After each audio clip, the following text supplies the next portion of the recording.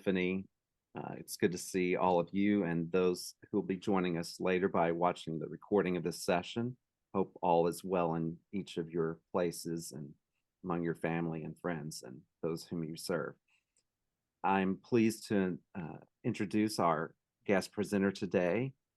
Michelle Goldstein is an accomplished financial planner and chose a career in financial planning when a professor in graduate school described the profession as a marriage of ministry and finance. She cut her teeth as a trust administrator at JPMorgan Chase and then started her own financial planning firm, Goldstein Financial Future, in 2003. Michelle received her MBA in finance from the University of Texas at Arlington and her Bachelor of Science in Psychology from Washington University here in my home city of St. Louis. And in 2013, Michelle had a special opportunity to accompany a Fulbright Scholar to Cape Town, South Africa for a 4-month project. And another interesting factoid about Michelle for this particular group of folks is that Michelle is among family here and that she sings in a local chorus in Dallas, Temple Emmanuel Choir. And so, Michelle, we're really glad to have you today. Thank you. Absolutely. Absolutely. Yep. 30 years in at Temple Emmanuel Choir. One of the first things I did when I graduated from college was enter Temple Emmanuel Choir. So we're a little tired now after the High Holy Days, but all is good. All is good. So we kind of enter our more creative, quiet season as you guys are definitely ramping up. So we are on different trajectories right now. So absolutely. So I'll load the deck in a moment. I wanted you guys to feel comfortable chatting with me. So one of the things I'd like to do, you guys, is to share with me a song that you have rediscovered in the last year that it was maybe you lost it in it could be pop or country or sacred music, but what's something to share with me? And I think we can all just unmute ourselves, something that you rediscovered in the last year. And it's interesting. I'll start with me. We did the Great American Road Trip this summer to take my son to college in Boston. And whereas this artist was a very tragic figure, her music is beautiful. So we rediscovered, I can't really say a song, but we rediscovered Amy Winehouse. And I kept hearing it as we played a kind of a game in the car, and I kept hearing it and asking, who is that? My son and my husband kept saying, it's Amy Winehouse. You like Amy Winehouse, Mom. So I rediscovered. So tell me kind of, what have you rediscovered in the past year?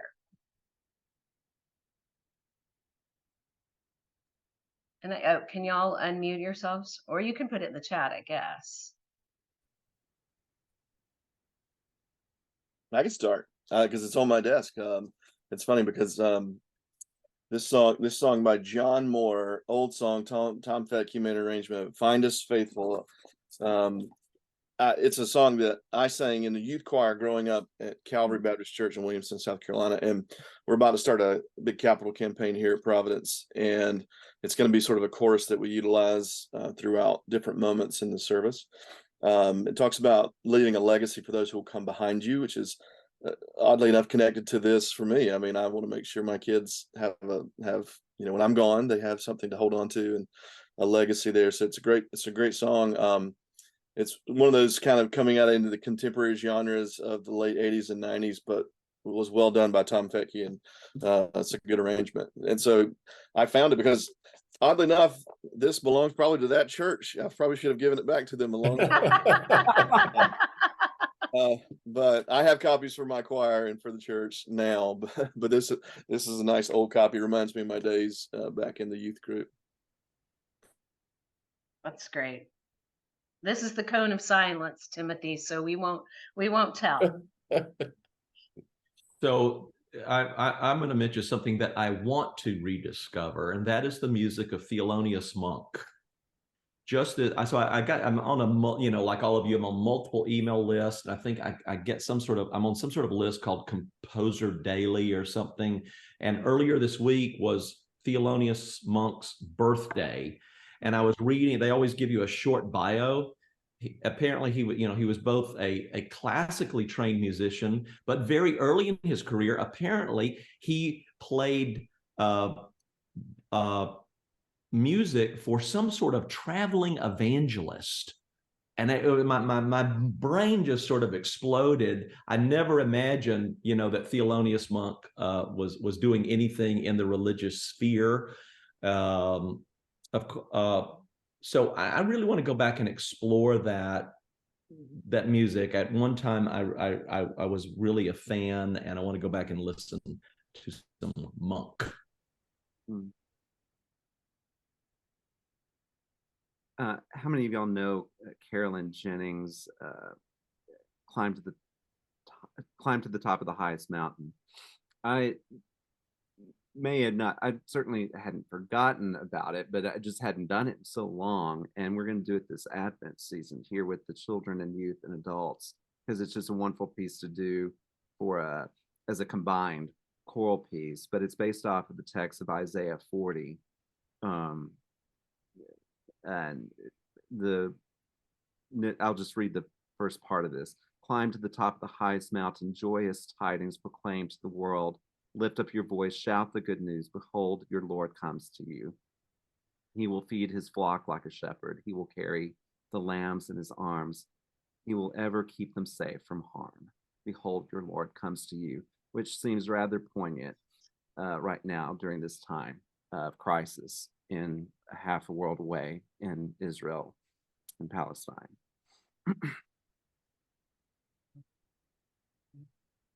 Well, good. Well, thank you guys for sharing. I might revisit it if I know I haven't heard from everybody, but you can always pop it in the chat too. But at this point, you guys, I am going to run the deck. So you should see does everybody see? And you can just put like a thumbs up if you see. Okay, good. Okay, that's what I'm hoping to see. And really, we're just looking at steps to consider for planning your financial future. We're really just talking about that today. And so, my world, obviously, I'm a financial planner, and but I'm an unusual bird in the sense that I do not manage assets and I don't sell product. So I work with my clients on just solving financial issues. I'm something called a fee-only planner. It's a terrible marketing term, but it means that I work with my clients hourly, and really just to solve many of the issues we'll talk about today. So with that, let's try to get, sometimes when I'm in presentation mode, there we go. I can get my slides, and it's funny, I have to mess with my excuse me one second. I'm gonna have to mess with I'm gonna try to mess with this. There we go. Okay. So why are we here? It's funny because as musicians, and most of y'all's work with Polyphony, it's really sacred, and money's almost the profane. But it really, obviously I don't believe it's profane because I talk about it all the time. But it's our mode of commerce. We can't house or clothe or feed ourselves or our families without money. That's just the method of commerce we have. So we gotta talk about it from time to time. So I thought these were some interesting statistics. I'm a bit of a nerd, as Doug knows, and so you'll see kind of on the left-hand side about student debt. Students who graduated in 2023 have an average amount of about $40,000 in student loan debt in total. So that concern about college and planning for other things, where as you thought we'd mostly talk about retirement planning today, we'll talk a little bit about college. And then, so the Federal Reserve does a major study maybe every 4 years. So 2029 feels a little out of date, but we're just waiting for the 2023 numbers, but the average savings account balance is about, I'm going to round it up, 9,500. I like benchmarks, you guys, because that helps you figure out, am I ahead of the curve? Am I behind the curve? And so, at least for me and my savings account, mine varies. So I'm not always at that average. Trying to think. Right now, I'm above average, but as you guys know, it changes.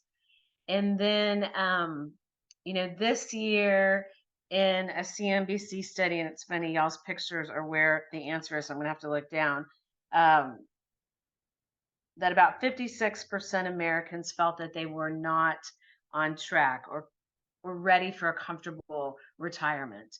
And that feels high to me. So that's part of why we're discussing this today. So you'll see, I'm going to take you guys through about 5 steps and really honing in on 5 things you can do to at least put yourself on a better track, or 5 things to think about. And so I'll literally walk you through each step. So I'm not going to read this slide to you because it's really on the next slide.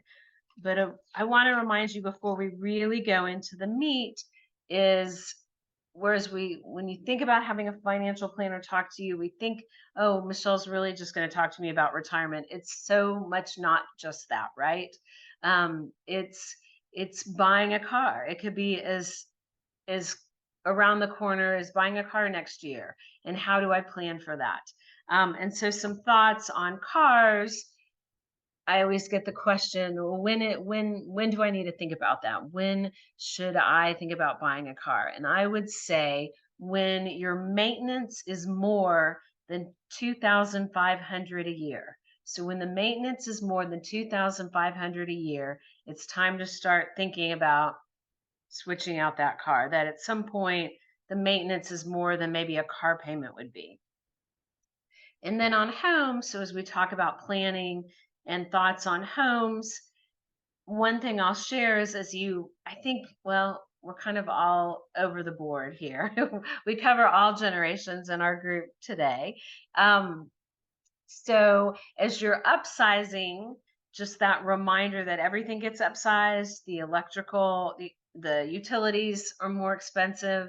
A lot of people ask me about maintenance when you're upsizing. So what I always think of maintenance, so here's the caveat. When I talk about maintenance, I'm talking about a home that's older than 10 years. If it's a brand new home, you should be maintenance free for a good 10 to 12 years, right? We hope. But maintenance on a home annually is about 2% of your market value. So if I have a $500,000 home, my maintenance is about $10,000 a year. So if you're feeling like, wow, $10,000 a year is a lot, I feel like I've had so many extra expenses around my home, it's really about 2% of your market value is the maintenance on your home a year. So just kind of keeping that in perspective. I'm a Texan. Kyle, I know you're Missouri, but is anyone South? Are we all Southerners where air conditioning matters a lot? And you know that every air conditioning system is a 3-step system. So something's going to break in a home that's older than 12 years on our system. So just that makes sense. Just reminding you that maintenance is part of the equation. So don't forget that. And then on starting a family, the planning that's there, what I say, so I'm just giving you kind of some back of the envelope calculations. I'm seeing about 12,000 a year for that first child, and each child that's added if you have to pay for outside care.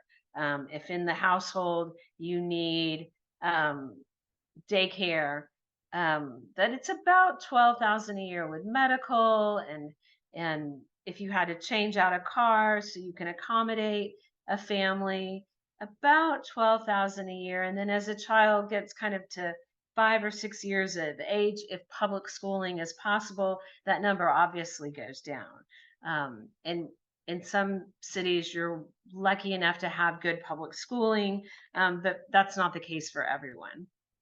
And then the final thing is about college. Just a note about college. You saw my debt statistics. Um, what do I want to say about college? It's expensive. It inflates higher than anything. My child chose the fifth most expensive college in the United States to go to. But for me, his education was the most important. So it's that balance. I think I want to say that just save fast and furious. Um, College expenses inflate about 6%, and we'll talk about regular inflation in a few slides. But college expenses inflate faster than regular expenses. And then I don't think I've ever had a family, and I see a lot of families in a lot of different income brackets, and I don't think I've ever seen a family who was totally pre-funded for college when their child started. So, and I find myself in that same. I really thought I was pre-funded until my child decided to go to Tufts, and even I have some work to do to get us kind of across the finish line for senior year. So, just kind of some thoughts that as we're talking about planning, we're talking about more than just retirement. All right. So, kind of walking through the steps and just 5 steps to planning your financial future. One's just understanding what you're up against, right? So I think good things to think about: cost of living. I always need to think of a few of these things that are listed here while I begin to think about my future. So I've got to take into account inflation. So inflation normally, we've lived through some really weird times, you guys. So some of my job with y'all is telling you what's normal and what's not normal. And 7%, 9% inflation of the last years were not normal. That is a total aberration. In my life until the last 2 years, inflation might have averaged 2.5%, but the real number is about 3%. When I run a plan for a client, I run at 3%. Now you guys will know what you're comfortable with, but that's my benchmark that I use. And then we talked about college costs increasing at that over 3% or that 6%. I would put healthcare costs with that too. Healthcare costs are probably, they inflate about 6%. So that's begins to add a little bit of a kink in our plans, because if I'm planning for 3%, but some items are 6%, I need to be cognizant of that. And then let's talk a little bit about life expectancy. And this is where I get a bit of pushback. Life expectancy has definitely increased to about the mid-high 80s with a caution. So I would say I am not seeing just this rapid increase of folks in their 90s or centenarians, folks in their hundreds. I am very hard pressed to write a plan. You got to really press me to write a plan and that goes to 95. I had a client in this week, the one I was nervous about, Doug, who wants to run to 95. And because he has longevity in his family, I'm willing to do that. But for most of us, longevity is increased because the medical advances have taken folks who would have died an early death, in my opinion. So folks who would have died in their mid 60s or mid 70s, and we have brought them to the mid 80s. But at some point, our bodies really aren't able, we kind of time out in the 90s and possibly 100s. I'm curious what you guys see in your work, but that's what I'm seeing is that folks are really most folks are living kind of mid 80s to mid 90s. So We can always talk about that. But being honest about that, we don't run every plan to 100.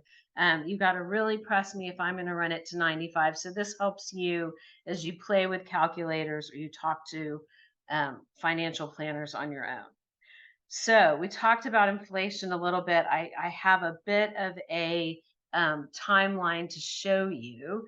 And that is, so if you had, and I'm sorry, my skills were not good enough to add this one piece of information that you need.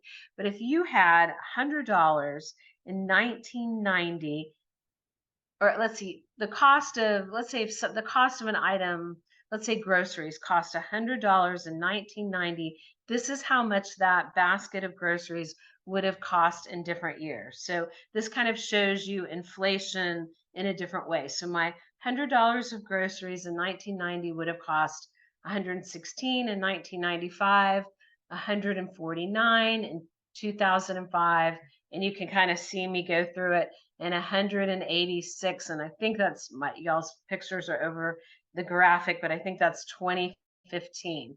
So it's interesting. This slide really reflects some of the individual fluctuations in inflation. As you notice from box to box, it's not the same amount.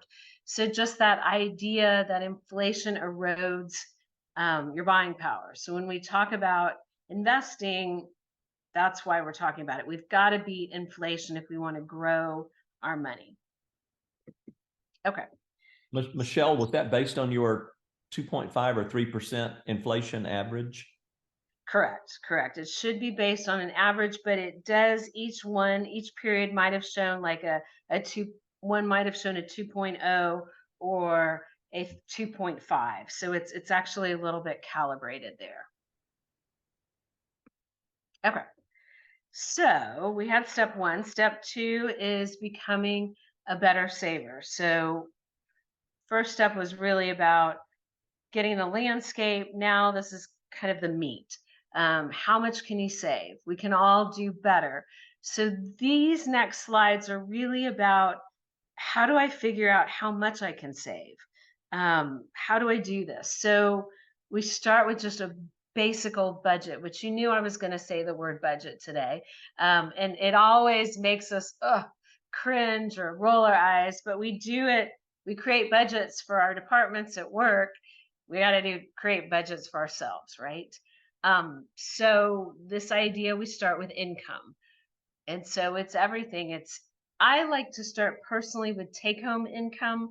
I think the grand number that we're paid from our employer is not accurate because it's really what hits our bank account. So I'd rather use that take-home income number.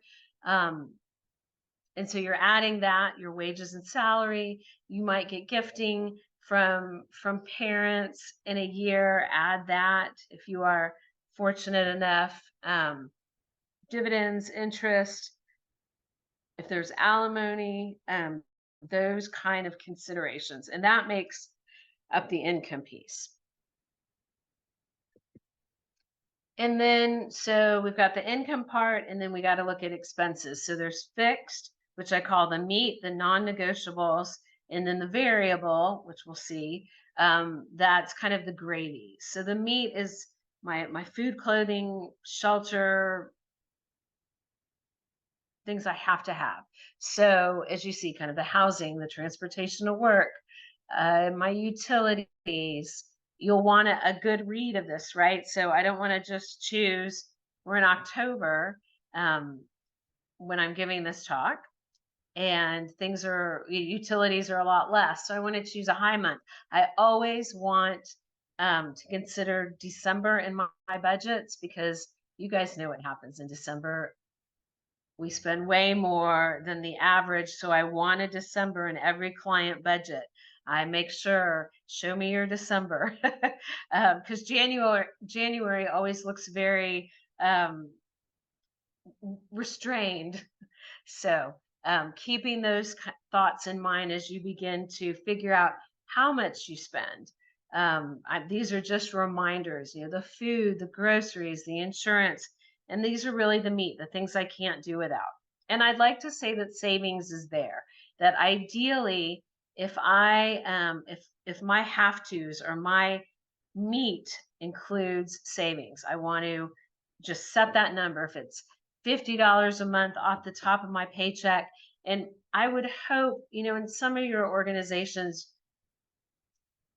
your employer is not able to siphon off 50 straight to your checking account. So you may have to do that on your own. But if your employer is sophisticated enough where they can reroute your paycheck to different places, go for it. Go for it. And then the last is the variable, right? So as I'm going through and creating my budget, here are the discretionaries or the gravy. So it's the dining out, the shopping. You're probably creating them for your household. So I have cosmetics in there. We're counting for both partners. The entertainment, auto maintenance. It's funny. When I gave this talk last week, I got a little pushback on auto maintenance, and I would have to agree. I forgot to change this over. I would move auto maintenance to the meat, the fixed. But I think here it just means maybe car washes and things that are optional. And so you see what we mean. In this kind of TV, internet, cell phone, it's so interesting. I know that you guys, we all like to claim we're just way too busy to look at our monthly expenses. But when was the last time you asked your family, do we really need Hulu and Apple TV and Netflix? Are we really watching shows from all those places? Or can we jump in and out? And I jump in and out, you guys. We don't. The only thing we have right now is Netflix because I'm busy watching Bridgerton. So those kind of thoughts. Do we really need that? Do we need Apple Music? Am I really downloading that much music? Now my son is, but so questioning all that, and then the grooming. So I say you and the pooch, and I think that's funny. This was, I have a client who literally spends $3,000 a month on grooming for her dogs. Yeah, I know. It's crazy. So, and she's always using credit cards. So that's a harsh discussion, but her dogs are her babies. I know. Y'all are very animated. I can tell even in the little boxes. But yes. So yes, we're talking about that. What can we do at home? Can we take the dogs maybe to the groomer only once a month instead of every other week? Those kind of questions. And so why on earth did I just go through that very boring 3 slides about figuring out my income, my fixed expenses, and my funds available? Is because so the income minus my fixed expenses, I didn't say discretionary or variable, I said fixed, equals my funds available for saving. And so, and you'll see my disclaimer at the bottom. It's not reasonable to say that our lives only contain fixed expenses, but it gives you an interesting mathematical answer that says, wow, I have 500 available. I'm making this up. 500 available a month for my discretionaries. What discretionaries do I really need? So everything every dollar I'm spending that's outside of my basic needs and expenses is a dollar I'm not using for savings or creating my emergency fund or getting out of debt. So it gives you an interesting number to begin with. It feels harsh. I know. It feels pretty doggone harsh. Is anyone willing to share what some of the discretionaries that you have that you probably don't need? Are y'all willing to be comfortable? I know for me, house projects is my problem. The garden. Peter and I can go bananas at Callaway's. It's this lovely garden shop. So we really had to kind of give ourselves a number that will stay inside.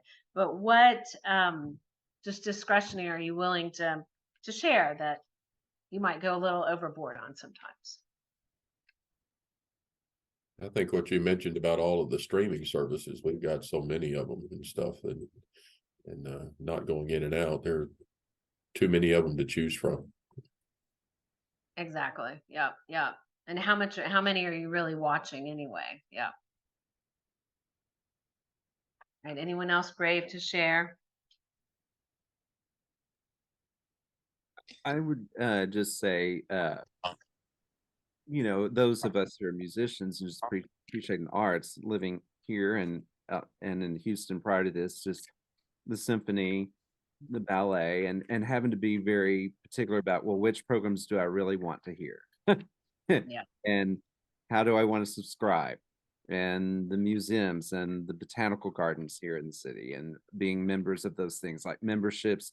Is it worth to be a member and save money when you have family visiting and can get them all in, or is it better just to pay that one time, large amount, those kind of things, entertainment. Yeah. Yeah. Yeah. It's hard. In that ballet, am I okay with planning 5 minutes ahead of time and giving myself 5 more minutes instead of that whoosh, mad dash where my only option is now the ballet? Right.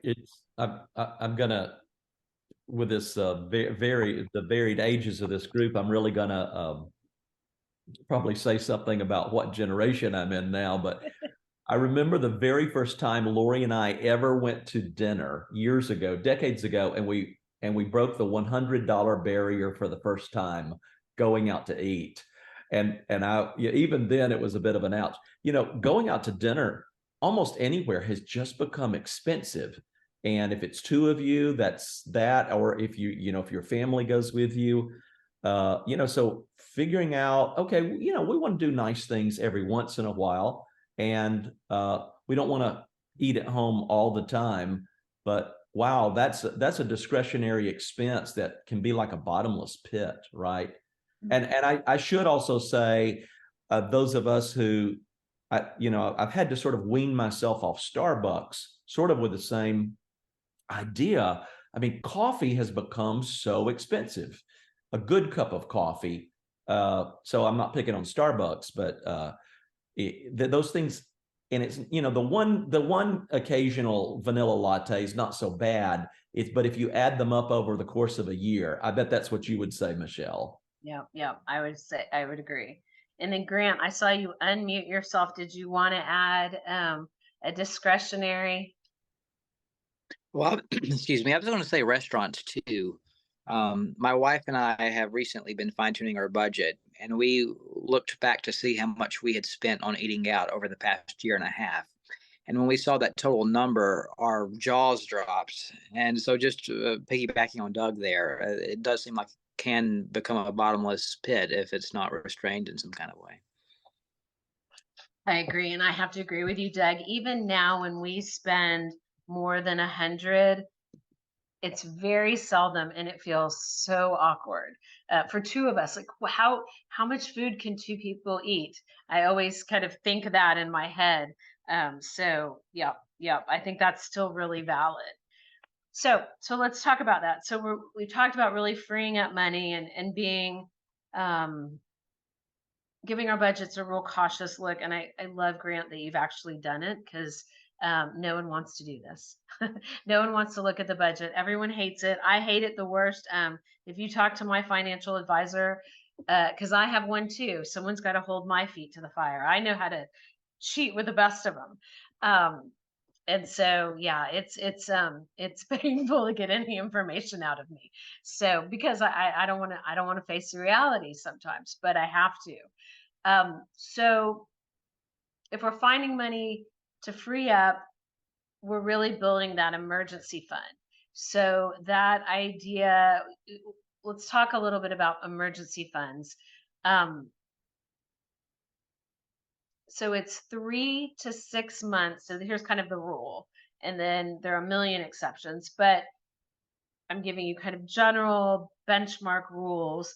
And so it's 3 to 6 months of your expenses is what your emergency fund shows. So 3 to 6 months of your expenses. So obviously you've got to know your expenses to be able to calculate this. So this is a reminder, go back and let's figure it out. Let's find a 3 to 6 month read, including December. And so it's interesting. So if you feel, and I don't know your field well enough, so this is a good, I think it's a good discussion for you guys to have, is do you feel that your employment is very solid? Then I'm going to look in the 3-month zone. And if I feel that my employment is very on the rocks, very unstable, I look at the 6-month zone. This is also to again pass on to spouses or kids or parents, helping figure out how much to put aside. So more stable job, I go more to the 3 months. I spoke to a group of nurses and medical staff, so I would put them in the 3 months because they're in high demand.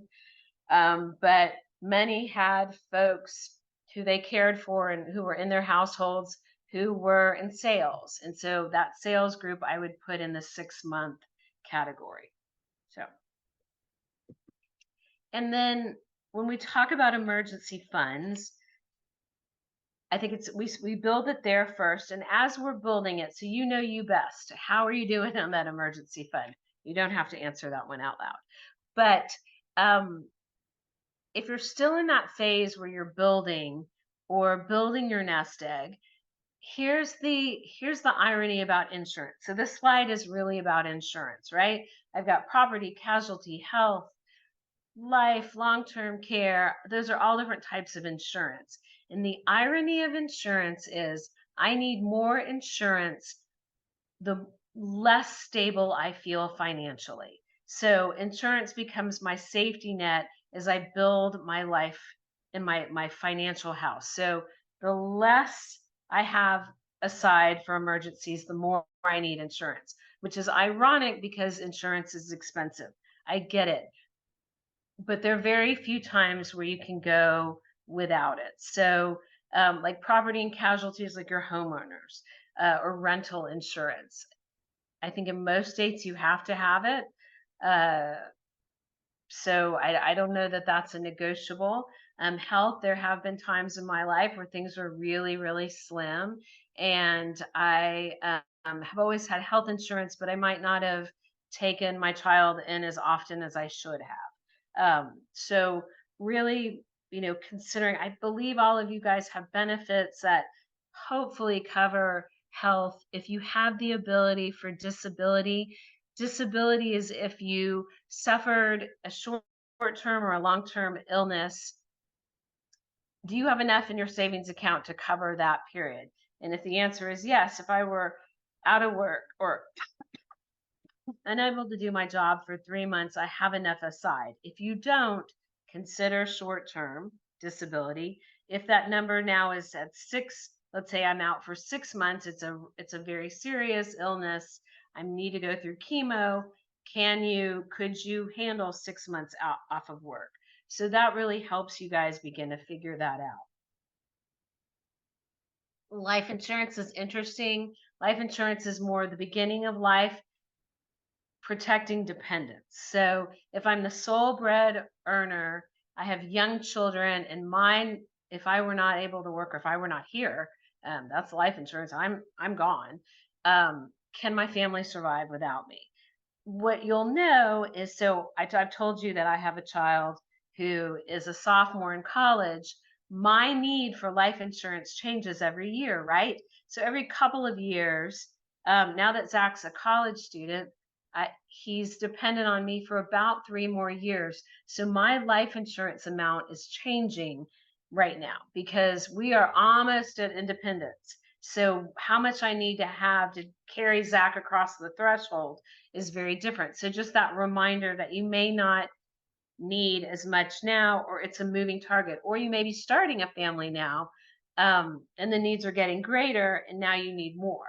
So life insurance is a moving target. And then long-term care is that insurance I need to cover extras in my retirement. So that, around the clock care, those kind of help with activities of daily living. That's where my long-term care comes in. And what I would say is my goal for my clients is I want to not need long-term care. I want to have built a good enough nest egg that I don't need that safety net if I need around the clock care. Make sense? Oh, in long-term care, you don't even begin to consider it till age 50. I don't think they'll sell it to you before 50.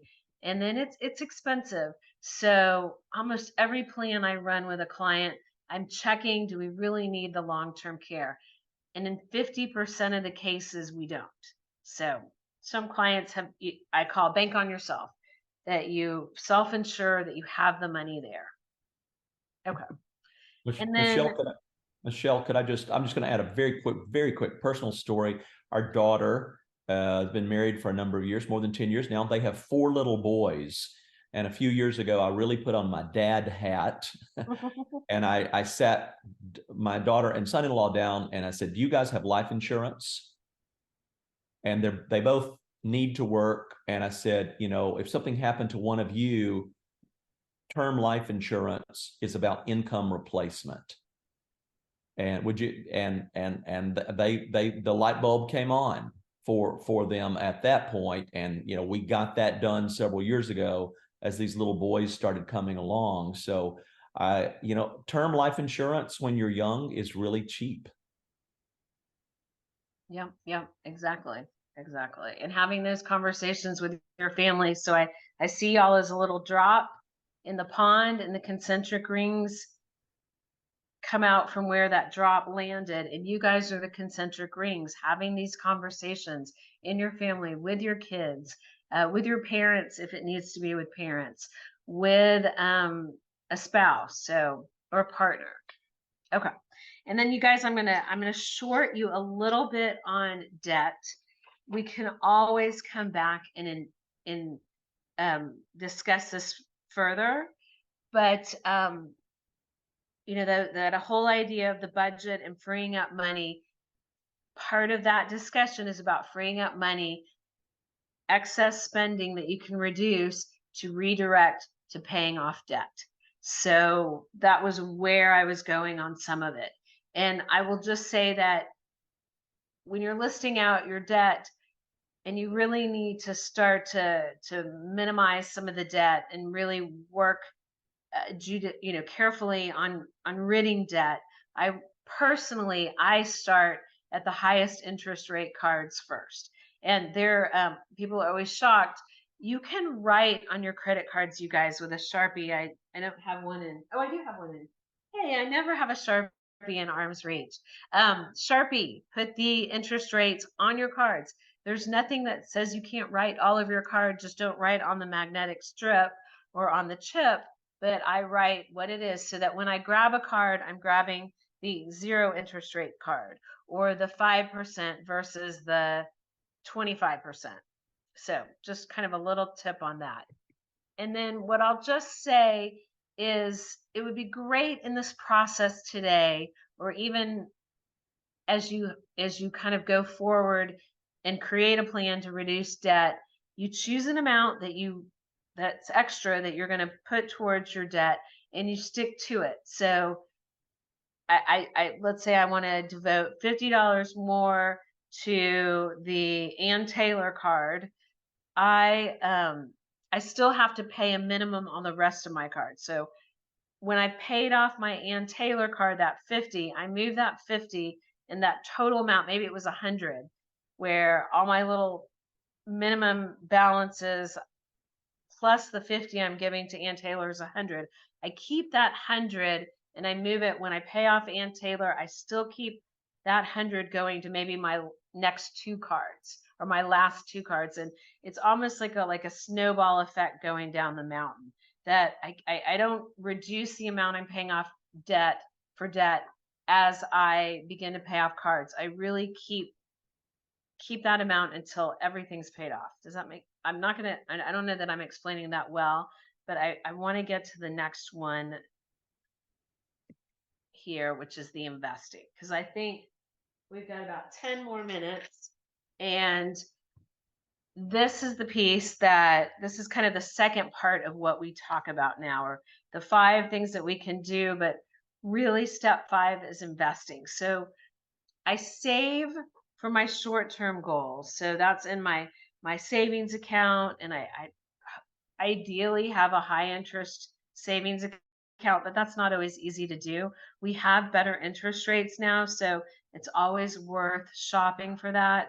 I save in my CD, my certificate of deposit, but I invest in my long-term goals. So remember how we started out and we talked about it was house and college and car maybe and retirement. Well, if any of those goals are out 5 years or more, I'm really looking to invest. And so when I talk about investing, I'm looking at the stock market, I'm looking at the bond market, I'm looking at some cash. There's always a little bit of cash in your investment world, because if you're withdrawing right now, you need some in cash.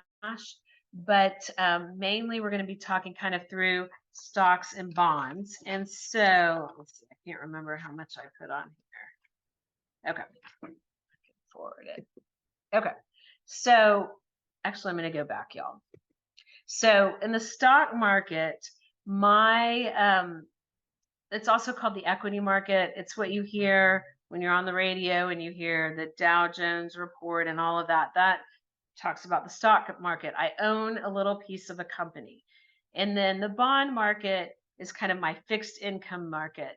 So you don't really hear about the bond market much. There's not a number that we listen to on the radio like we do the stock market. But bonds are less volatile than stocks. So I can own a bond in anything I can own a stock in, which is always a surprise to people.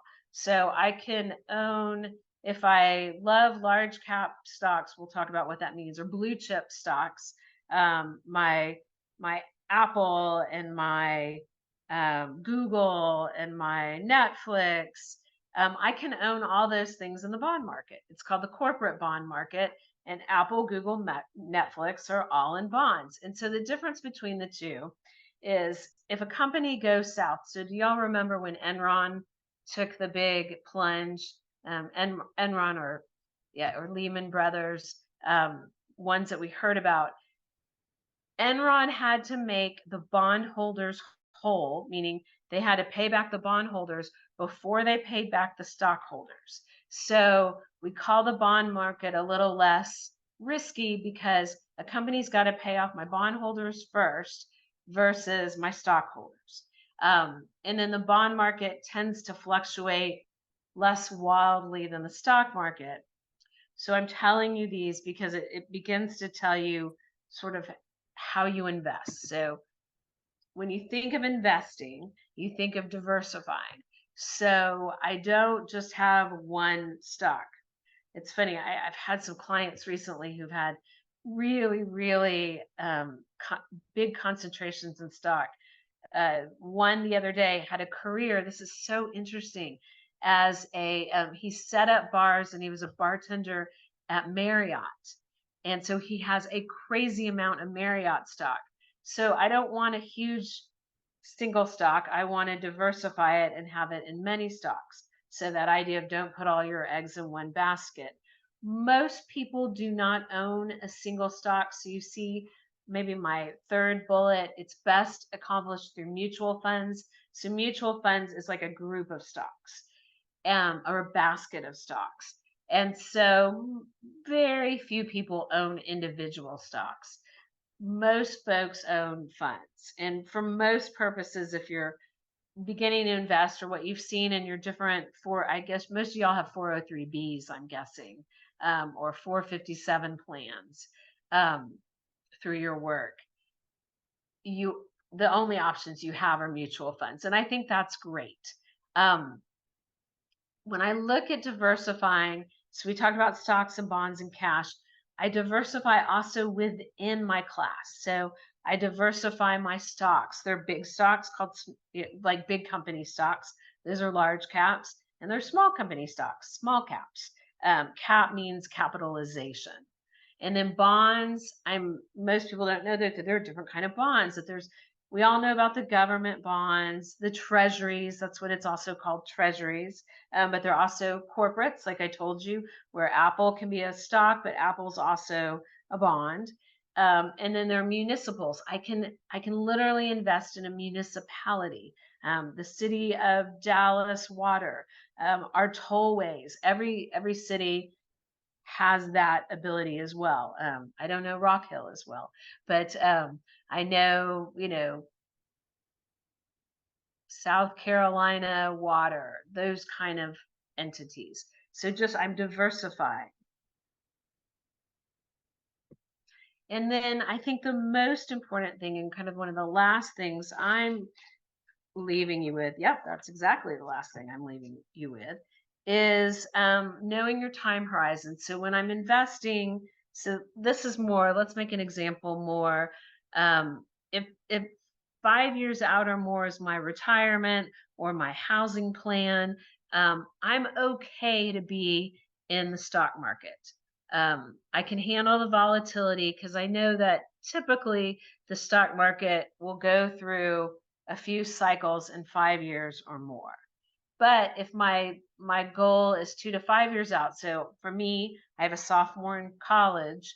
Zach is 2 to 5 years out, pretty much, and I'm about to move to that 2 years or less. I have Zach's money only, so his 529 plan, his college plan, in only bonds and cash. I have no stock, and I haven't had stock in his account since he entered college.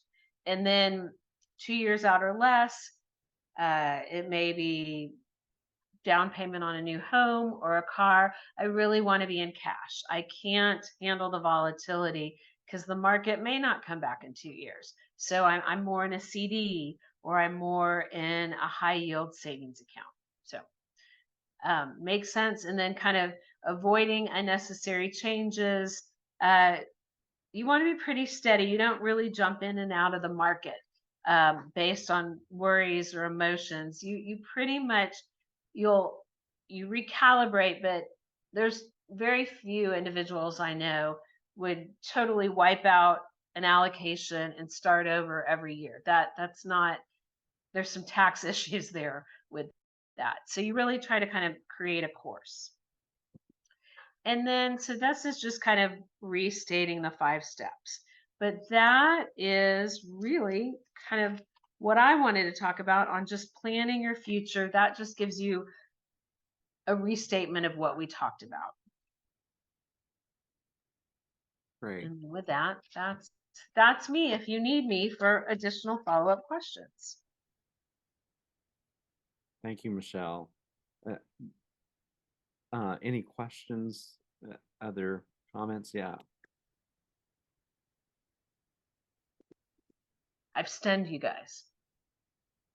Excuse me? I've stunned you guys with information. Right. No, thank you for very thorough and covering all those bases. That's been a good reminder to us. I look at this grouping here and imagine the group, others who couldn't join us today, they'll watch us later, and we're all at different stages here. And just this group here, this collection is, I'm kind of in the middle ground, I'm between Grant and Doug here, and so I know we all have various specific particular situation, everyone's at a different stage and have different questions and thoughts. So Michelle, thank you for making yourself available that way. Absolutely. And Michelle, like I said, when we sent this invitation out, we're not saying that you're obligated to Michelle here. Michelle was just kind to offer her time and expertise today to give us education on this. So thank you very much. Absolutely. I have no game, so I can't tell you anything, and I don't manage assets, so I tend to be a good individual for education. Thank you. Well, if there's no other questions, I'll close with a benediction that I've been sharing, and it just seems sadly more suitable today and germane given what's going on in our world this October 2023. a benediction by our friend Terry York, a benediction for church musicians. And now to you who've been called to sing amid the shouts and cries and slogans, to you who have been called to sing love to hearts full of hate, to sing truth in the cacophony of falsehood, to sing community in the barren places of isolation, to sing peace in the midst of deadly conflict, to sing embrace in the midst of denial. To you, musicians of the Song of Grace, may God grant always yet another song of courage, yet to be hummed until God's words appear at the time of testing. Amen.